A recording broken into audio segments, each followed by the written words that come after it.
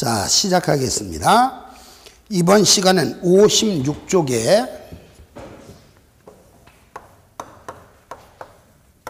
예제 8번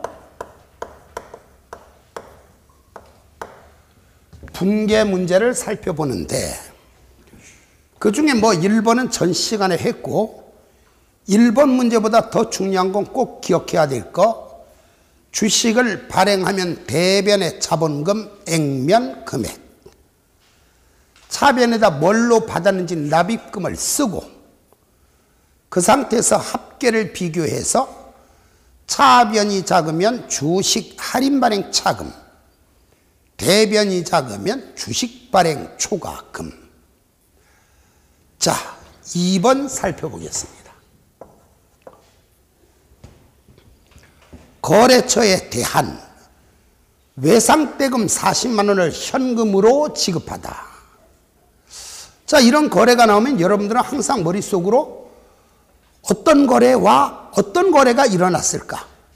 어떤 거래가 일어났을까가 아니라 어떤 거래들이 일어났을까? 왜 한 개 거래만 일어난 건 아닐 테니까. 자, 외상대금 40만 원을 뭐로 지급했어요? 현금으로 지급했지요. 현금을 지급하면 현금이라는 자산이 증가해요, 감소해요? 감소하죠. 자산의 감소는 어느 변이에요? 대변이죠. 대변의 현금. 현금이란 자산이 얼마 감소했어요? 40만 원 감소했죠. 따라서 대변의 현금 40만 원. 또 어떤 거래가 일어났는가? 외상값을 줬네요. 그렇죠? 외상 대금을 지급했어요. 회계상에 외상대금이라는 계정 과목이 있는 건 아니잖아요. 상품을 외상으로 사왔을 때는 외상 매입금이라고 하는 것이고, 상품을 외상으로 팔았을 때는 외상 매출금이라고 하는 것이고, 외상으로 사왔으면 나중에 외상값을 갚아야 되니까 부채죠. 외상으로 팔았다면 나중에 외상값을 받아야 되니까 자산이죠. 자, 외상값을 지급했다는 얘기는 뭘 줬다는 얘기예요? 결과적으로 외상매입금이라는 빚을 갚은 거죠. 부채가 감소했죠. 거래판례소에서 부채 감소는 차변이니까 차변의 외상매입금. 결과적으로 이것은 부채의 감소와 자산의 감소에 해당되는 거래가 일어난 거죠. 외상대금 40만 원을 현금으로 지급하자 차변의 외상매입금 40만 원, 대변의 현금 40만 원. 아까도 얘기했지만 이것과 똑같은 분계가 시험에 나오는 건 아니에요. 하지만 이 정도 분계는 쓸 수 있어야 된다는 얘기예요. 가리고. 그래야 장기적으로 나머지를 이해할 수 있어요. 3번 살펴볼게요. 3번. 상품, 이거 오타다. 왜 이제 발견했지? 상품 60만 원을 외상으로 매입하다 이렇게 나왔잖아요. 이거 문제 잘못 나온 거예요. 뭐라고 해야 되는가? 상품을 60만 원에 외상으로 매입하다 이렇게 고쳐야 돼. 상품을 60만 원에 외상으로 매입하다. 야, 이거 몇 년째 써먹은 건데 왜 지금서야 이걸 발견했지? 상품을 60만 원에 외상으로 매입하다. 이게 왜 중요하냐면은 어떤 물건을 사오잖아요. 얼마에 사왔는지 사올 때 가격을 장부에다 적어야 돼. 그래서 정확하게 표현하자면은 상품을 60만 원에 외상으로 매입하다. 자, 분개 볼게요. 상품을 첫째 사왔어요. 상품을 사오면 상품이라는 자산이 증가하겠죠. 거래팔 요소에서 자산의 증가는 차변이죠. 따라서 차변의 상품. 그런데 다른 건 아니라 오로지 상품의 경우만, 다른 거 사왔을 때는 안 돼요. 오로지 상품의 경우는 상품을 사왔다, 차변의 상품 이렇게 써도 되고 매입 이렇게 써도 돼요. 상품을 사왔다, 차변의 상품 또는 매입 둘 중에 아무거나 써도 돼요. 그리고 금액은 얼마에 사왔는지, 얼마를 주기로 하고 사왔는지 또는 얼마를 줬는지 사올 때 가격을 쓰고. 자, 들어볼까요? 상품을 사왔어. 상품이란 자산이 증가함과 동시에 외상으로 샀죠? 나는 빚쟁이가 된 거네. 외상매입금이라는 부채가 증가했죠. 부채의 증가는 대변. 따라서 대변에다가 우리가 다른 걸 외상으로 샀을 때 미지급금이고, 그렇죠? 상품을 외상으로 사오면 외상매입금이라고 써야죠. 상품을 외상으로 사오면 외상매입금, 다른 것을 외상으로 사오면 미지급금. 상품을 외상으로 사오면 외상매입금, 다른 것을 외상으로 사오면 미지급금. 따라서 분계는 차별의 상품 또는 매입, 대변의 외상매입금. 가끔 가다가 질문하시는 분들이 상품 또는 매입 둘 중에 뭐가 더 정확한 거예요? 둘 다 똑같아요. 시험 보러 가면 이런 똑같은 수준의 문제가 나오진 않겠지만 나왔다. 지문에는 상품이라고 나올 수도 있고 매입이라고 나올 수도 있어. 그랬더니 또 어떤 분은 그런다? 그럼 둘 다 같이 나왔을 때는요? 복수 정답이죠. 뭐 신경 쓰실 필요 없고요. 자, 계속해서 4번.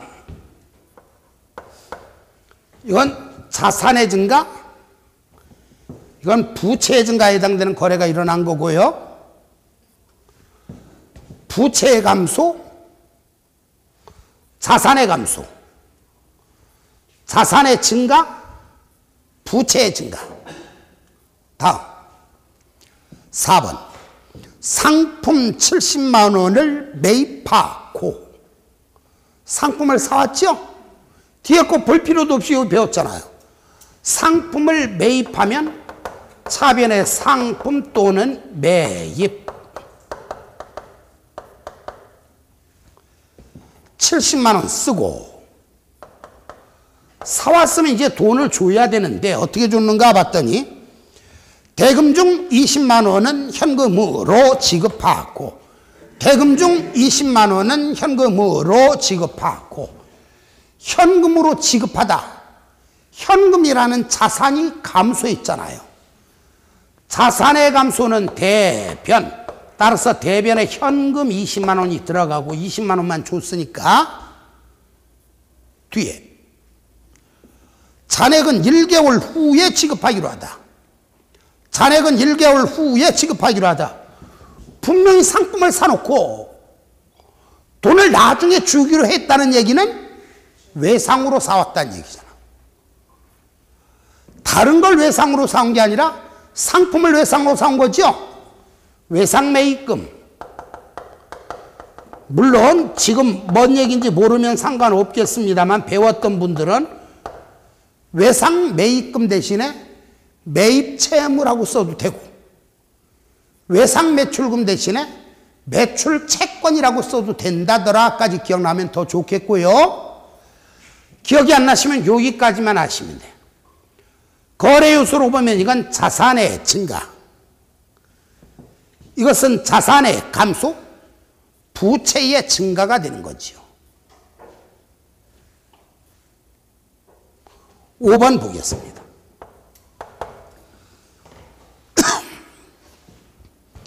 영업용 건물을 200만 원에 구입하고, 영업용 건물을 200만 원에 구입하고.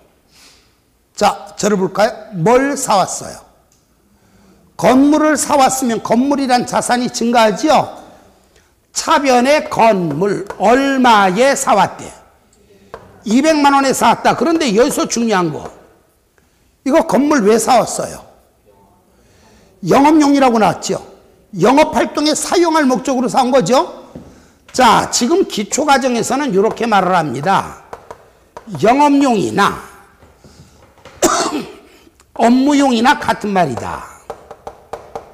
그런데 실제로 시험 볼 때는 나중에 조금 더 지나가서는 영업용, 업무용 요 말보다 조금 더 많이 쓰는 말이 있어요. 영업활동은 우리가 직접 쓴다. 내자로 뭐라 그랬죠? 자가사용. 우리가 직접 쓴다. 자가사용. 그러니까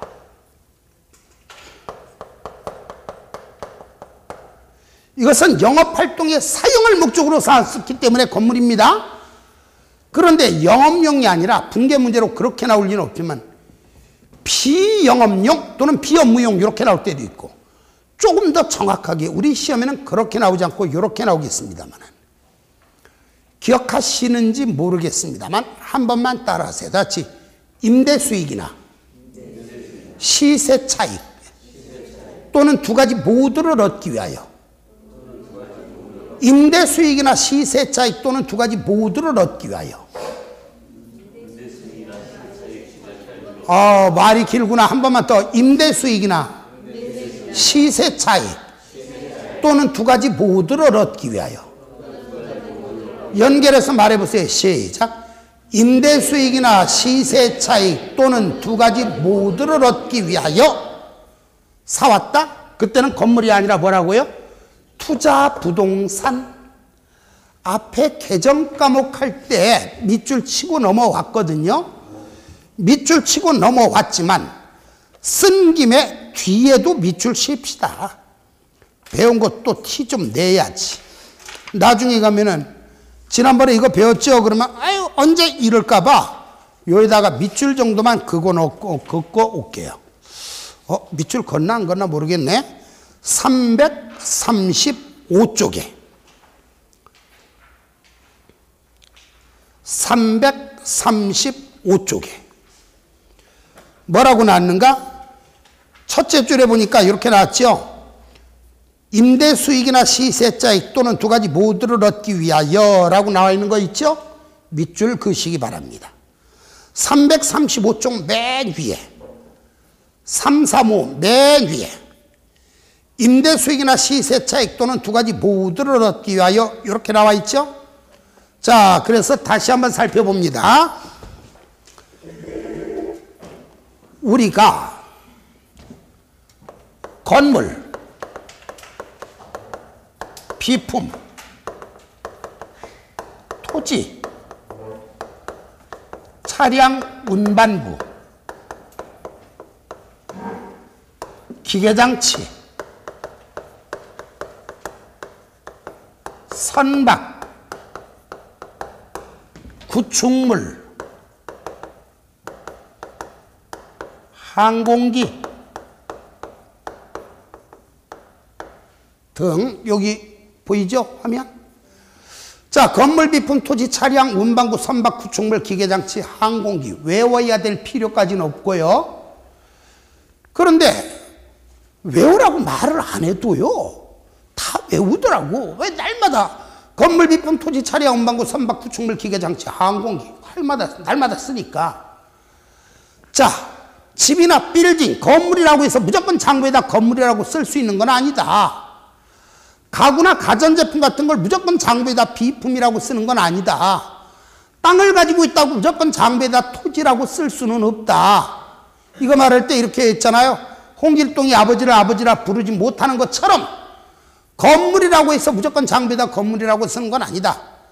건물, 비품, 토지, 차량, 운반구, 기계장치, 선박, 구축물, 항공기 이런 말을 쓰기 위해서는 전제 조건 무조건 영업활동에 사용할 목적으로 보유하고 있을 때만 이런 말을 쓸 수 있다.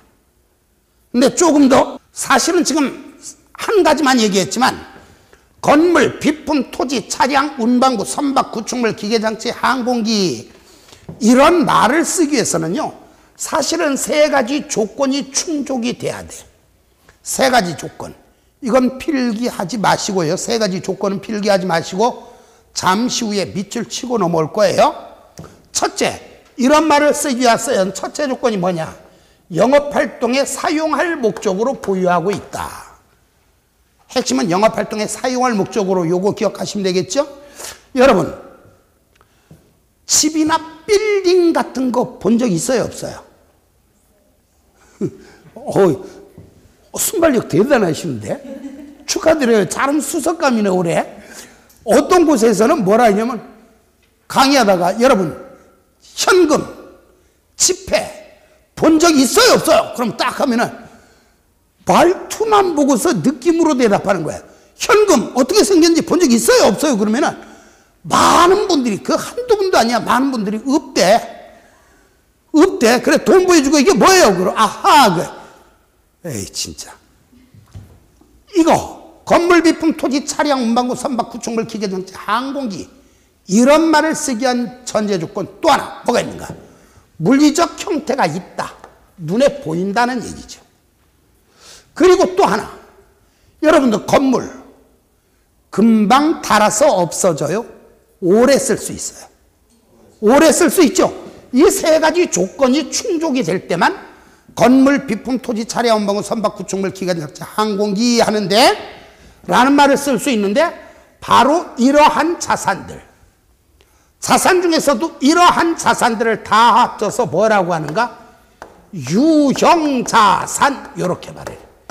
유형자산, 물리적 형태가 있다는 얘기죠. 그래서 국제회계 기준에서는 유형자산의 정의가 이렇게 났어. 요 말 대신에 재화나 용역의 생산이나 제공, 그러니까 재화를 제공하거나 서비스 제공하거나 이런 걸 말하는 거죠. 또는 임대업을 주로 하는 경우는 임대수익이란 표현을 써서 재화나 용역의 생산이나 제공, 또는 타인에 대한 임대, 또는 자기네 기업을 관리 활동에 사용할 목적으로 보유하고 있고 물리적 형태가 있고 한 회기 기간을 초과하여 사용 것이 예상된다, 이렇게 말을 해요. 이건 예상이지, 건물 사왔다고 해서 무조건 10년 100년 쓸 수 있나요?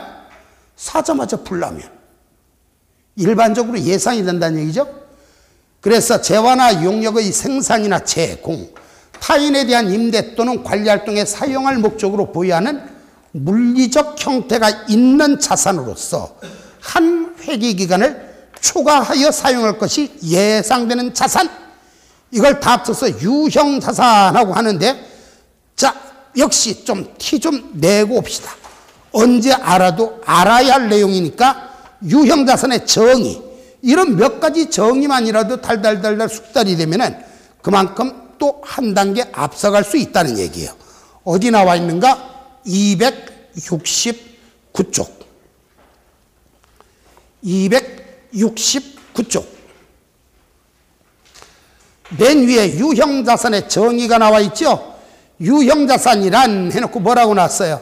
재화나 용역의 생산이나 제공, 타인에 대한 임대 또는 관리활동에 사용할 목적으로 보유하는 물리적 형태가 있는 자산으로서 한 회기기간을 초과하여 사용할 것이 예상되는 자산, 이렇게 나와 있죠. 자, 어쨌든 물론 궁극적으로는 나중에 그 정의가 기억이 나야 돼. 물론 강의를 하는 저는 토시 하나 안 틀리잖아요. 이것만이 아니야. 뭐 더 긴 문단, 회계처리 문단 같은 것도 토시 하나 안 틀려. 그러면 강의를 하는 저는, 자, 유형자산이란 재화나 용역의 생산이나 제공, 타인에 대한 임대 또는 관리활동에 사용할 목적으로 보유하는 물리적 형태가 있는 자산으로서 한 회기간을 초과하여 사용할 것이 예상되는 자산을 말합니다, 이렇게 말하지만 여러분들이야 뭐 저처럼 달달달달 할 필요 없어요? 그럴 필요까지는 없잖아요. 근데 하도 듣다 보니까 객관식 문제 나오면은 많이 들어본 거는 어떻게, 문제 척 보면 많이 본 놈이라 답이야. 오죽하면은 나중엔 이렇게 강의를 해요. 그래, 아예 그런 문제도 있습니다, 이 안에.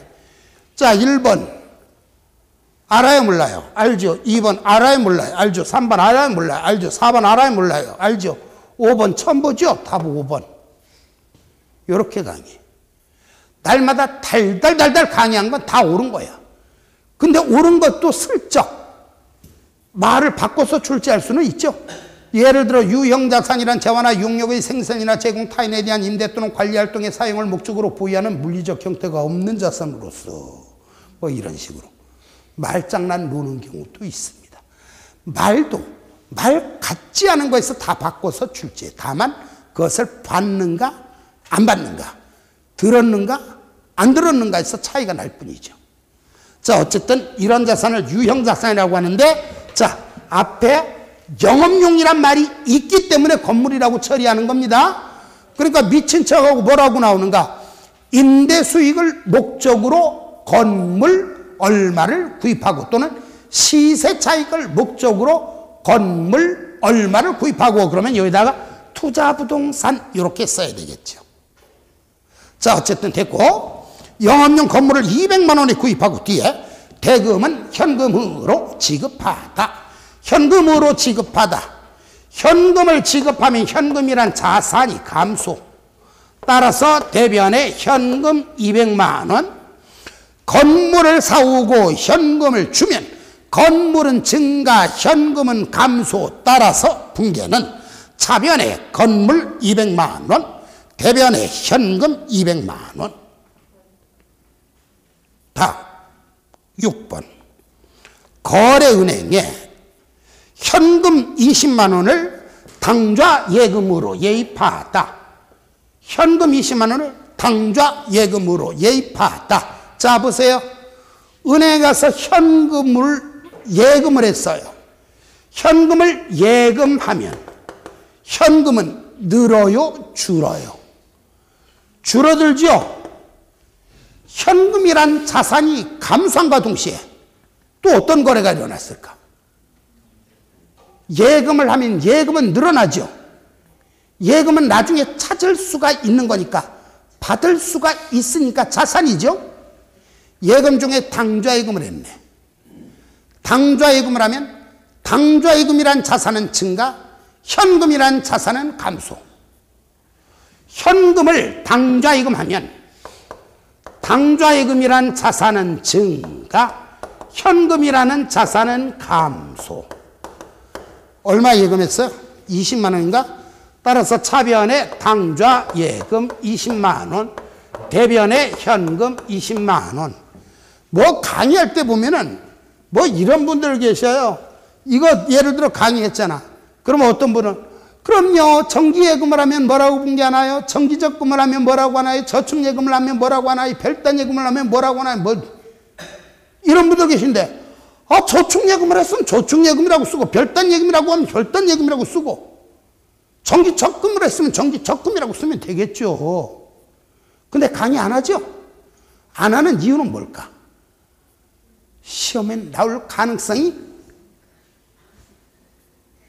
안 나오니까. 그래서 강의 안 하는 거니까, 혹시 궁금해도요, 강의한 거 기준으로 하면 돼. 모 학원에 갔는데, 그분은 뭐 굉장히 열심히 합니다.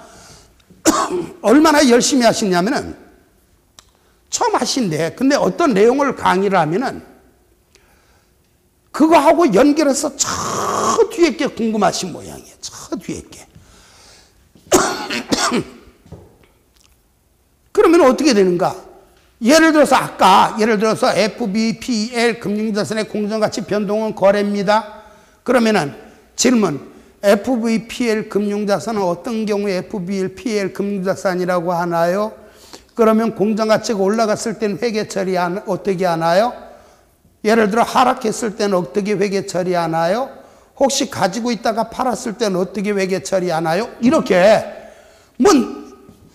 그래서 이제 나중에는 몇 번 대답을 하다가 나중에는 뭐라 했냐면은, 그거 설명드리려면은 지금 여기 서서 2달 동안 떠들어야 되는데요. 이렇게 얘기했어. 왜? 그냥 궁금해서 미치겠는 건 마음속으로. 근데 그분이 어쨌든 사실은 더 좋은 공부 방법인 건 맞아요. 여러분들 그냥 듣기는 들었는데 아무것도 궁금하지 않은 분 계시죠? 그분들보다는 이랬을 때는 어떻게 회계 처리할까? 궁금하면 더 좋죠. 그러나 그때 강의한 것 기준으로 질문을 하시는 게 더 좋은 이유는 마음속으로만 궁금해 하셔. 그럼 궁금해했던 그 내용이 일정 단계 지나면 갑자기 딱 강의가 돼. 궁금해했던 걸 들었으니까 팍 들어오죠. 또 궁금해했던 걸 들으니까 팍 들어오죠. 아무 생각 없어요. 전 궁금한 거 없어요. 이런 뭐다야 닫기는 하지요. 자, 어쨌든 강의를 하는 이유는 순서대로 강의를 하다 보니까 지금 현재 궁금증이 완전히 해소가 되지는 않는다. 7번 업무용, 영업용 같은 말이죠. 업무용 자동차 한 대를 100만 원의 외상으로 구입하다. 자동차를 사왔다. 차량 운반구. 자동차를 사왔다. 차량 운반구. 근데 또 현실적인 얘기 합시다. 회계상에선 자동차를 차량 운반구라고 합니다. 이렇게 강의했잖아요. 밤새서 외울 필요 없어요. 최소한 6대 4자 시험에서 자동차는 다음 중 무엇으로 처리할까? 1. 차량 운반구. 2. 처량 운반구. 3. 자량 운반구. 뭐 이런 문제 나올 수 있을까요? 그런 문제 없거든. 그러니까 마음속으로 자동차는 자산이겠구나 이렇게만 이해해도 무방해요. 자, 어쨌든 차량 운반구를 100만 원에 사왔죠. 차량 운반구란 자산은 100만 원만큼 증가. 대금은 외상으로 했네요. 자, 상품을 외상으로 샀나요? 다른 걸 외상으로 샀죠? 미지급금. 상품을 외상으로 사오면 외상매입금. 다른 것을 외상으로 사오면 미지급금. 8번 이달분 급여 70만 원을 현금으로 지급하다. 현금으로 지급하다. 자, 현금으로 지급하면 현금이라는 자산이 감소하지요. 자산의 감소는 대변에 현금 70만 원. 자, 직원에게 월급을 줬어요. 일단 자산은 감소하지요. 그러니까 직원한테 월급을 주면 직원이 월급을 받았다고 직접적인 반대급 주는 거 있어요, 없어요? 없죠? 어이구, 월급을 다 주시면 어떻게 해요? 일 시킨 것도 감사한데 에이 제 차 특히라도 가져가세요 이런 분은 없잖아요. 기업 입장에서 월급을 주면 자산만 감소하죠. 자산이 감소하면 자본도 감소한다. 자, 자본이 감소하는데 경영활동의 결과 자본이 감소해요? 아니면 지분 참여자와의 자본 거래예요? 이거 주주에게 배당금 준 거 아니잖아요. 경영활동의 결과 자본이 감소하면 비용 처리한다. 경영활동의 결과 자본이 감소하면 비용 처리한다. 따라서 분계는 차변에 비용 70만 원, 대변에 현금 70만 원이에요. 에이, 비용이 어디 있어요? 비용이 구체적인 계정 과목을 써야 되는 거 아니에요? 맞지요. 그럼 구체적인 계정 과목이 뭐냐고요? 뭐 알아서 쓰세요. 급여라고 써도 되고 급여라고 써도 되고 금여라고 써도 되고 월급이라고 써도 되고 이렇게 쓰기 싫으면 금요 이렇게 써도 되고 뭐 계정 과목 그 회사 실정에 알아서 맞춰서 하는 거예요. 물론 여러분들은 급여라고 쓰는 게 맞기는 맞죠. 시험에 근데 급여 지급했을 때 분계 어떻게 하는가 이런 문제는 안 나오니까 논리적으로만 이해하시면 된다는 얘기예요. 최소한 5대 4자 공부하시는 분들은 급여는 무슨 계정으로 처리하는가 이런 건 시험에 나오는 건 아니니까. 근데 이렇게 안 해놓으면은 요 급여 안 써 직원이 있다가 소장님 봉급 줬는데 이거 무슨 계정으로 처리해요? 헷갈려. 그냥 금리라고 쓸까요? 뭐 이러면 문제가 생길 수도 있잖아요. 그래서 급여하는 거지 구체적으로 뭐 이건 중요하지 않다. 수익이나 비용은 제가 강조하는 몇몇 가지를 제외하고는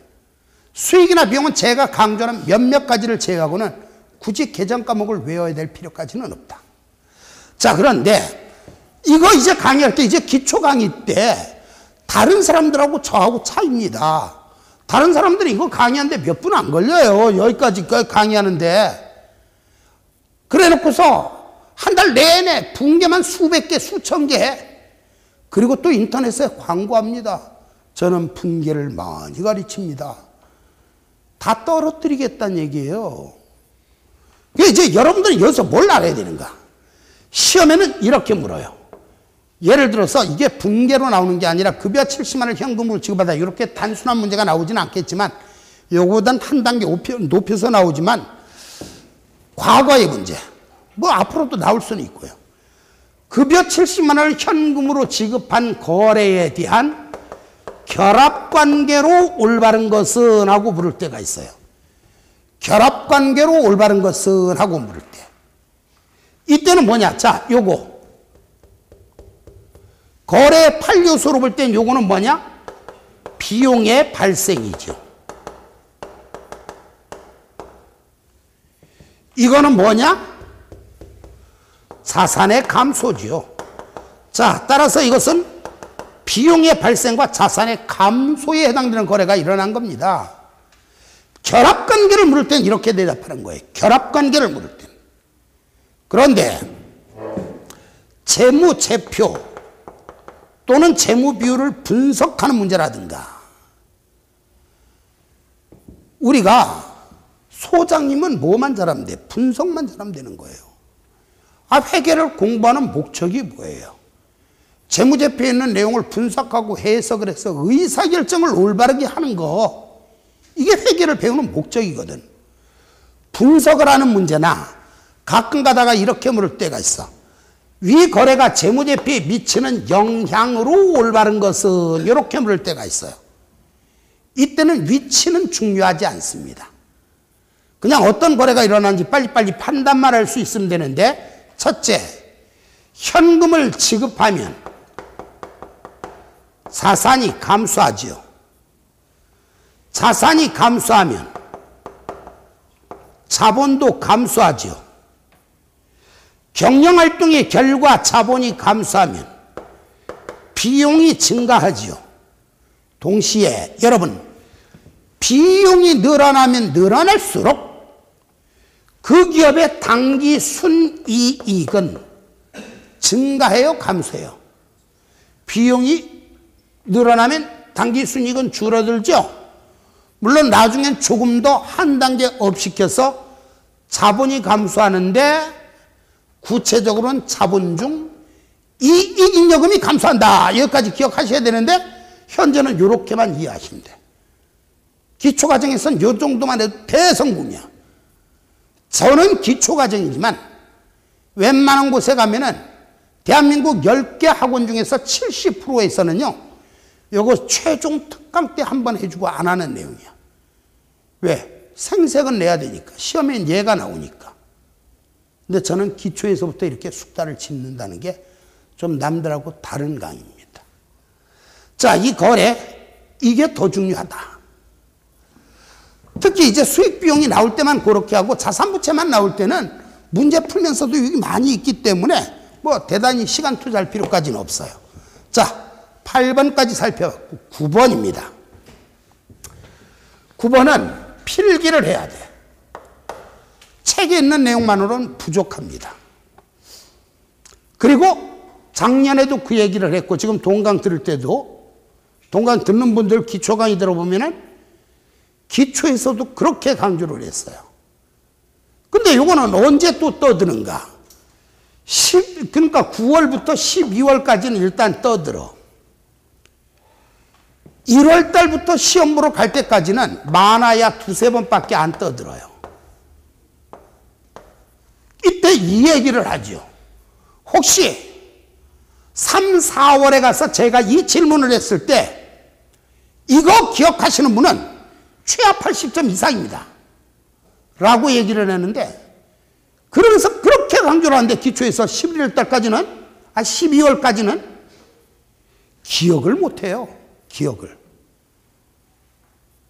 기억한 분은 전부 80점 넘는 분들이 돼. 여러분들은 기억하실 수 있기를 바랍니다. 자, 9번 뭐라고 나왔는가? 상품을 50만 원에 매출하고. 근데 거기 보니까 원가가 35만 원이라고 그랬죠? 지금 현재 재무회계 시간에 말하는 원가는 현재는 그냥 사올 때 가격이구나 이렇게 생각을 하시면 돼요. 상품을 35만 원에 사다가 50만 원에 팔았구나. 35만 원에 사다가 50만 원에 팔았구나. 이렇게. 작년도 책 가지신 분들은 책 보면은 내용이 엄청 바뀌었어요. 왜 여기 뭐 작년에 이상한 뭐 매도 가는 금자산을 팔았을 때, 당기손익인식 금자산을 팔았을 때 그런 게 쫙 나왔는데 지금은 의미가 없기 때문에 그 내용을 지워버린 겁니다. 자,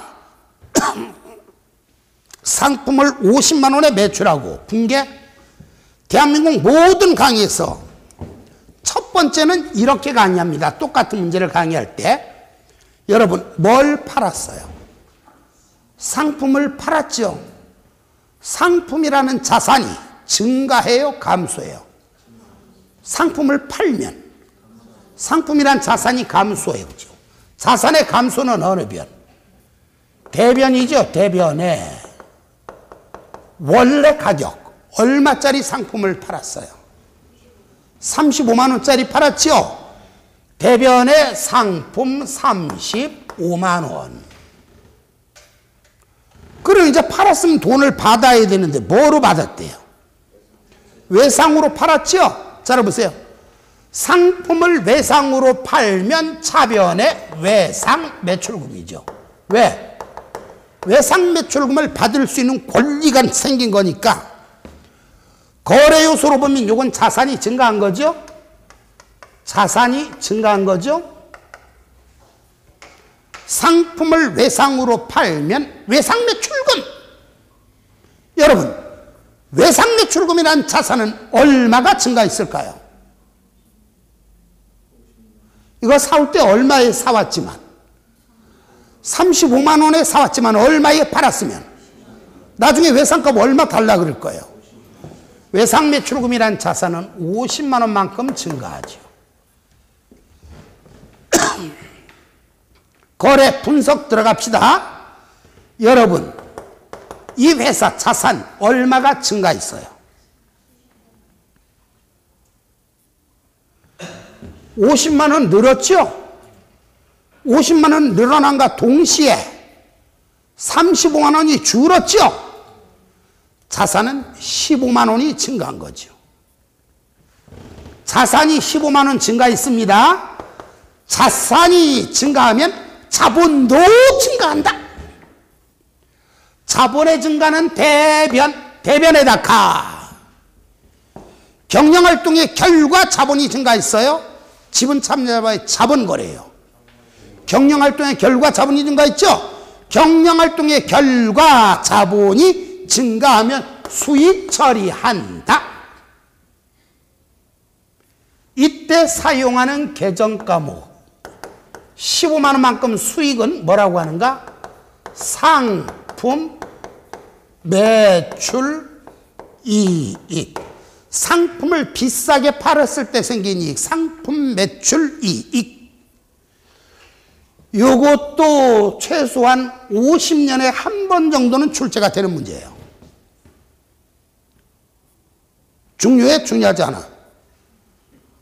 나는 떨어지면 평생 늙어 죽을 때까지라도 볼 거야, 50수라도 할 거야 하는 분들은 이거 외워야 돼요. 근데 해필이면 21회 시험이 50년째일 수도 있잖아. 50년에 한 번씩. 그러니까 아는 게 좋기는 해요. 근데 사실은 이거 괜히 설명하는 게 아니라 다른 것 때문에 설명하는 거예요. 자, 그런데 다른 건 아니고 오로지 상품의 경우만. 상품의 경우만, 다른 건 아니에요. 뭐 건물, 비품, 토지 이런 건 아니에요. 금융자산 이런 건 아니고 오로지 상품의 경우는 팔았을 때 분계를 이렇게 해도 되고 또는 이렇게 해도 됩니다. 상품을 외상으로 팔면 외상 매출금 50만 원. 상품을 팔았죠? 대변에 상품이라고 쓰되 아까는 원가와 이익을 분리해서 기록했잖아요. 이번엔 그냥 총액을 한꺼번에 기록해도 돼요. 분계 50만 원에 팔았으면 50만 원 이렇게 써도 돼요. 또는 이렇게 써도 됩니다. 상품을 외상으로 팔면 외상 매출금 50만 원. 상품을 팔았죠? 대변에다가 상품 매출 또는 매출, 그냥 매출이라고 해도 되고 상품 매출이라고 해도 돼. 매출이라고 해도 되고 상품 매출이라고 해도 돼요. 이렇게. 그러면 한 시절 부기 또는 회계 공부 옛날에 어렸을 때 하셨던 분들은 옛날에 이걸 지금도 뭐 틀린 건 아니지만 최소한 5대 4자 시험에서는 그걸 묻지는 않으니까 이걸 우리가 흔히들 분기법이라 그래요.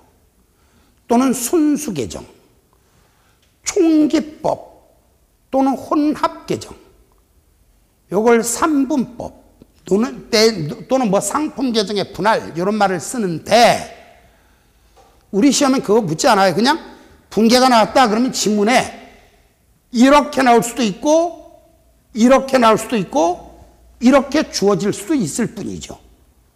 확률적으로는 얘가 제일 많이 나와.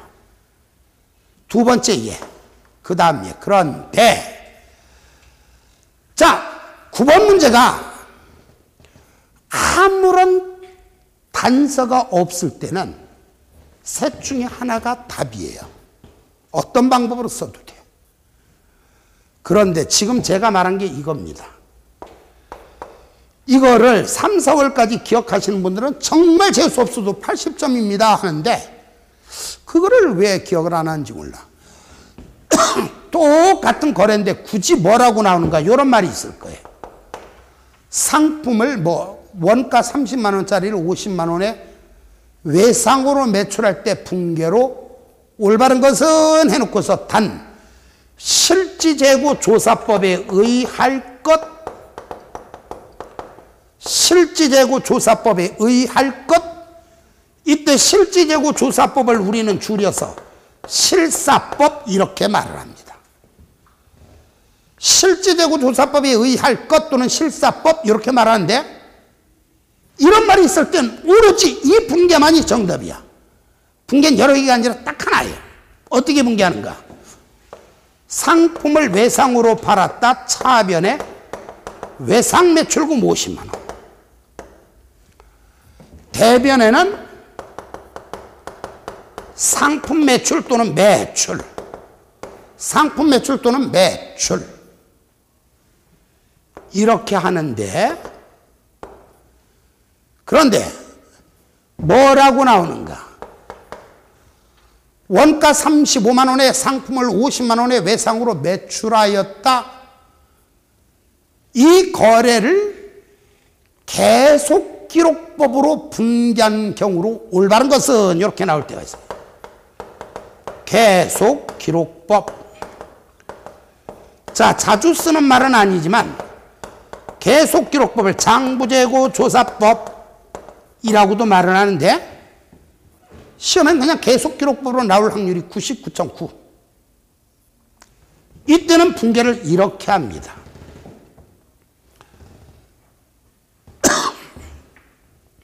상품을 외상으로 팔면 외상 매출금 50만 원. 상품을 팔았다 대변에 상품 매출 또는 매출, 상품 매출 또는 매출 이렇게 계속기록법, 실지재고조사법처럼 분계를 한 다음에 끝을 내는 것이 아니라 계속기록법에서는 계속해서 어떻게 분계를 하는가?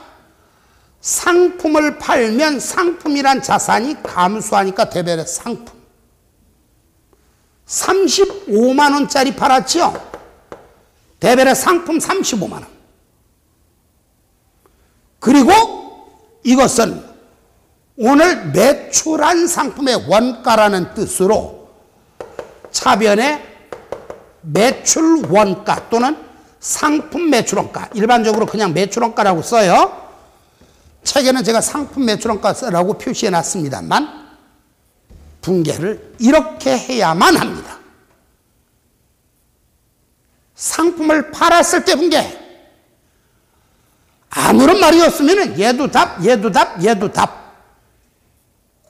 그런데 굳이 실지재고조사법 이런 말이 있을 땐 이것만이 답. 계속기록법에 의할 것 했을 때는 여기에다가 추가로 차별의 매출원가 대변의 상품까지 분계를 해야 답이다.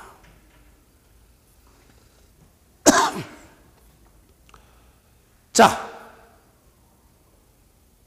돌아오는 22일 그 아래 분계 미리 풀어보고 어머 다 아는 거네? 알긴 뭘 알아요.